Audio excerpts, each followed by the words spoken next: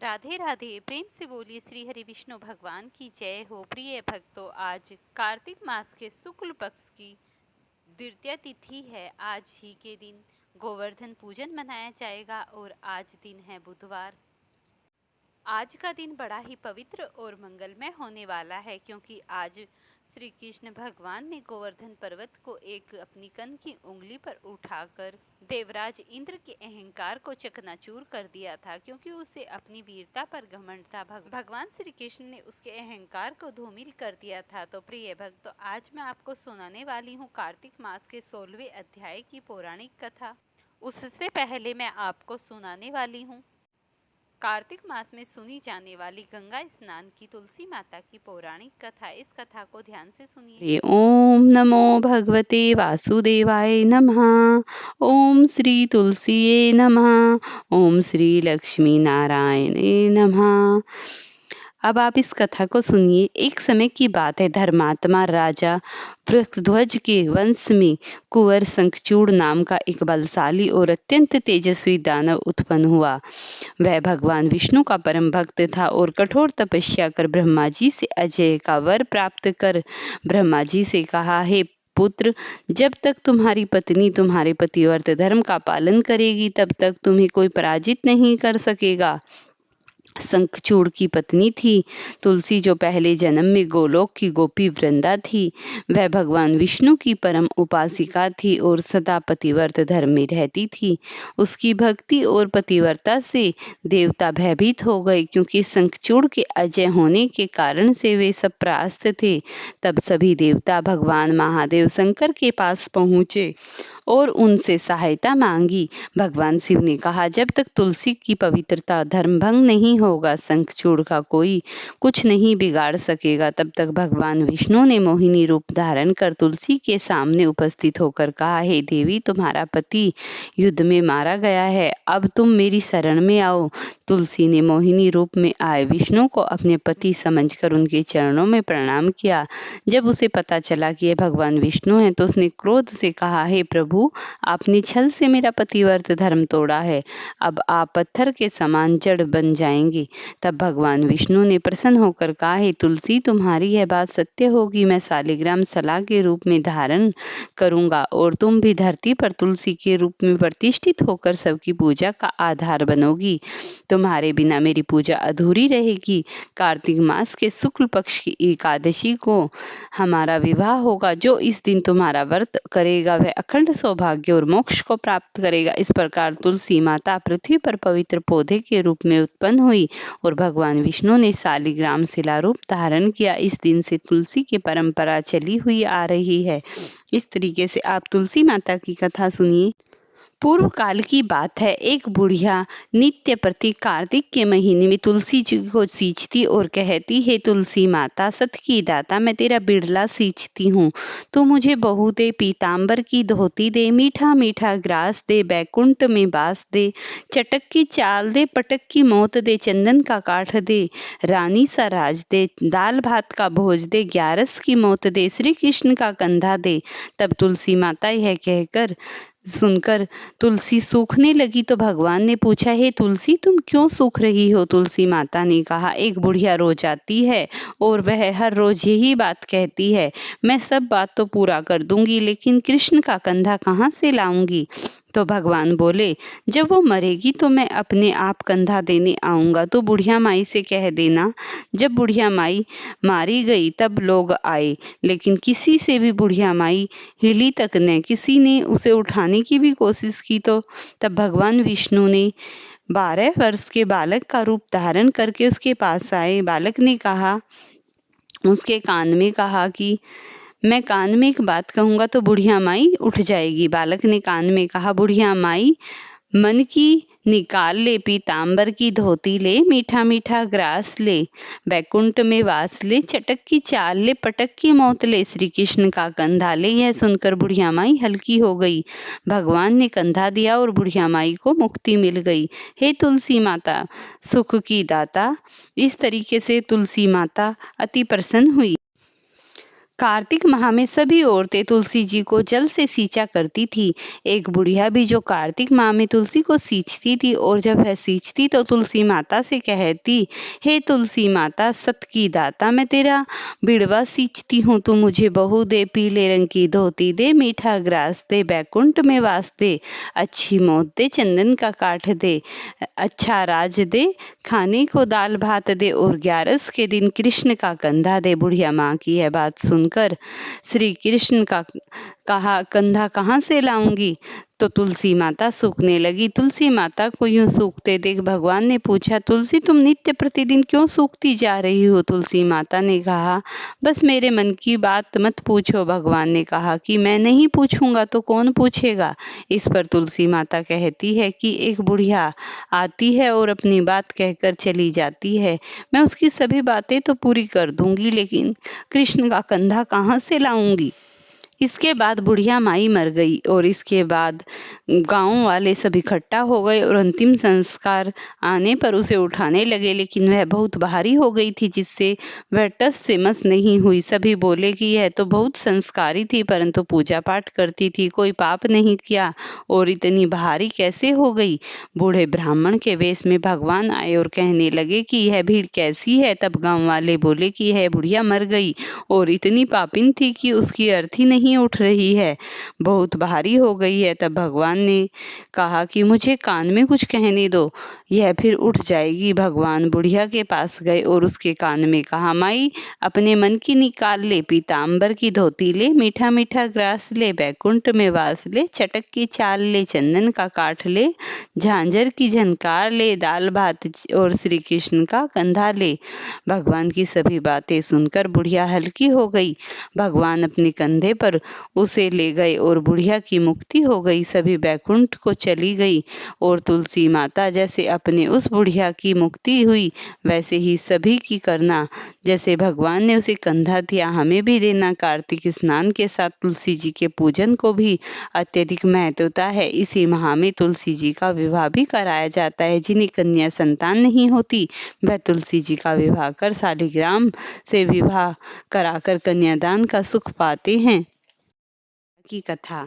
पौराणिक कथा के अनुसार तुलसी से जुड़ी यह कथा बहुत ही प्रचलित है। श्रीमद् देवी भागवत पुराण में इसके अवतरण की दिव्य लीला कथा भी बनाई गई है। एक बार शिव ने अपने तेज को समुद्र में फेंक दिया था। उससे एक महातेजस्वी बालक ने जन्म लिया। यह बालक आगे चलकर जलंधर के नाम से पराक्रमी दैत्य राजा बन गया। इसकी राजधानी का नाम जलंधर नगरी था। दैत्यराज कालनेमी की कन्या वृंदा का विवाह जलंधर से हुआ। जलांधर महाराक्षस था। अपनी सत्ता के मद में चूर उसने माता लक्ष्मी को पाने के लिए कामना से युद्ध किया, परंतु समुद्र में से ही उत्पन्न होने के कारण माता लक्ष्मी ने उसे भाई के रूप में स्वीकार किया। वहां से पराजित होकर वह देवी पार्वती को पाने की लालसा में कैलाश पर्वत पर गया।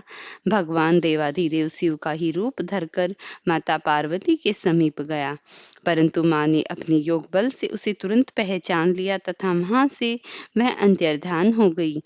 देवी पार्वती ने क्रुद्ध होकर सारा वृत्तांत भगवान विष्णु को सुनाया। क्रुद्ध होकर सारा वृत्तांत सुनकर भगवान विष्णु ने जलांधर की पत्नी वृंदा को, अत्यंत पतिव्रता स्त्री थी, उसी के पतिव्रत धर्म की शक्ति से जलांधर ने तो मारा, और उसी के पतिव्रत धर्म की शक्ति से जलांधर हमेशा के लिए किसी से पराजित भी नहीं होता था। इसीलिए जलांधर का नाश करने के लिए वृंदा के पतिव्रत धर्म को भंग करना बहुत ही जरूरी था, तभी जलंधर मारा जा सकता था। इसी कारण भगवान विष्णु ऋषि का वेश धारण करके वन में जा पहुंचे, जहां वृंदा अकेली भ्रमण कर रही थी। भगवान के साथ 2 मायावी राक्षस भी थे, जिन्हें देखकर वृंदा भयभीत हो गई।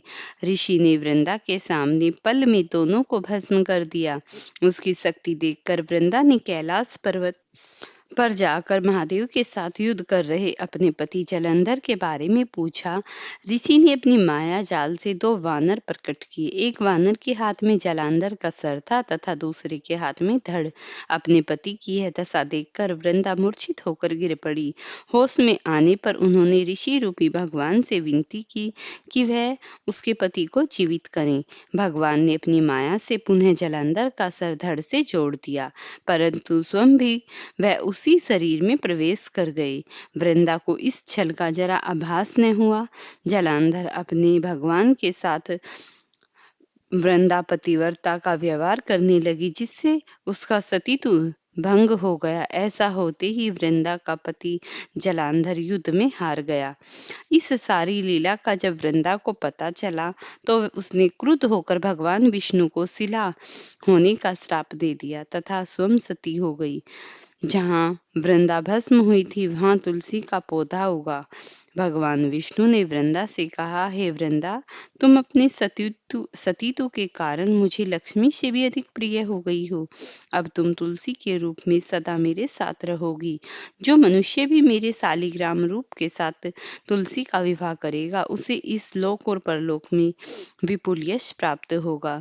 जिस घर में तुलसी होती है वहां यम के दूत भी असमंजस्य जा सकते हैं।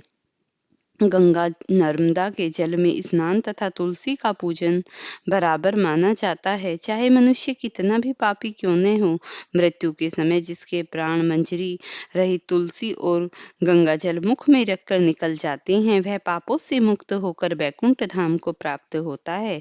जो मनुष्य तुलसी व आंवले की छाया में अपने पितरों का श्राद्ध करता है, उसके पितर मोक्ष को प्राप्त हो जाते हैं।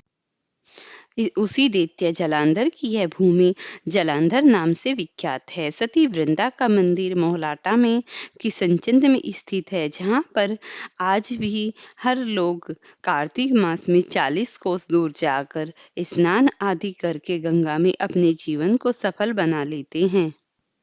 अब आप कार्तिक मास में सुनी जाने 16वें अध्याय की बड़ी ही पौराणिक और दुर्लभ कथा का श्रवण कीजिए। कथा इतनी प्रसन्नचित और मन को लगाकर सुनना ताकि आपकी भी मनोकामनाएं पूर्ण सुनो हो जाएं। लगाकर मन सभी संकट सब मिट जाएं। कार्तिक मास महात्म का कमल पढ़े सो, जो 12वां अध्याय।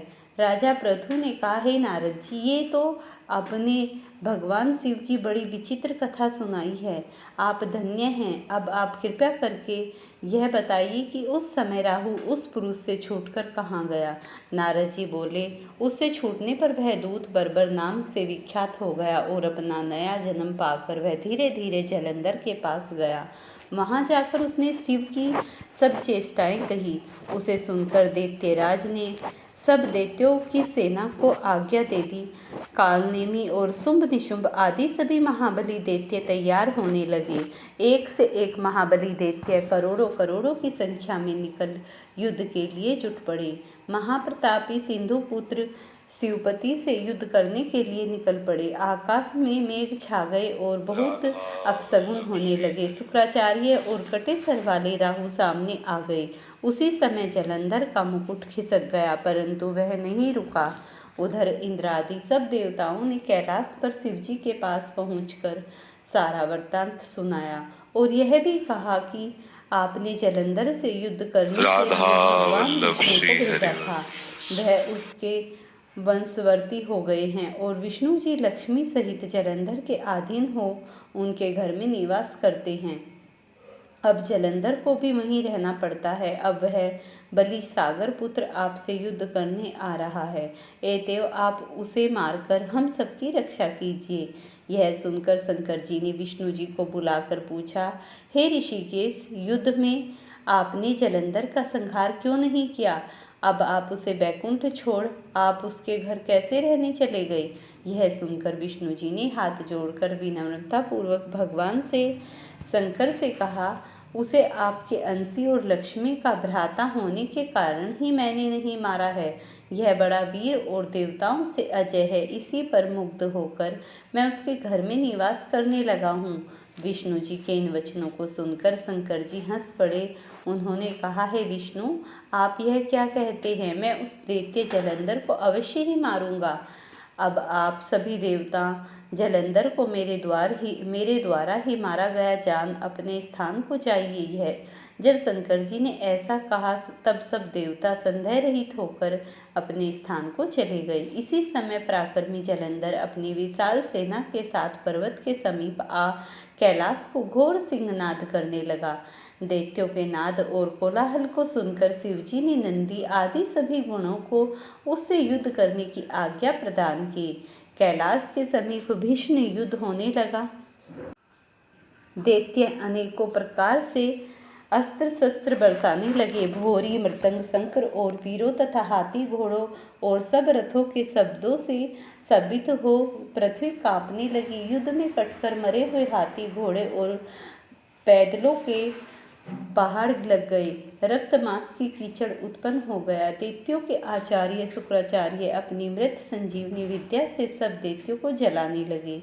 यह देखकर शिवजी के गण व्याकुल हो गए और उनके पास जाकर सारा वृत्तांत सुनाया। उसे सुनकर भगवान रुद्र के क्रोध की सीमा न रही। फिर तो उस समय उनके मुख से एक बड़ी भयंकर कृत्य उत्पन्न हुई, जिनकी दोनों जंघाएं ताल वृक्ष के समान थी। वह युद्ध भूमि में जा सब असुरों का च्रवण करने लगी गई और फिर वह शुक्राचार्य के समीप पहुंची और शीघ्र ही अपनी योनि में गुप्त कर लिया। फिर स्वयं शिव भी उसी के अधीन हो गए।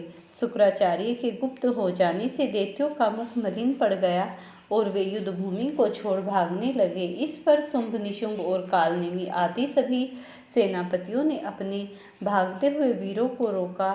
शिवजी के नंदी आदि सभी गणों ने भी उसमें गणेश और स्वामी कार्तिकेय जी भी थे। दैत्यों से भीषण युद्ध करने लगे और युद्ध आरंभ हो गया और बहुत ही भयानक युद्ध हुआ, जिसका परिणाम भी बहुत ही घातक हुआ। इस तरीके से 16वें अध्याय में इस युद्ध का इतना ही वृत्तांत है। अब मैं अगले अध्याय में इसका आगे का वृत्तांत सुनाऊंगी। फ्रेंड्स, अगर आपको ये वीडियो पसंद आई हो तो इसे लाइक शेयर करना, चैनल पर नए हैं तो चैनल को जरूर सब्सक्राइब करना।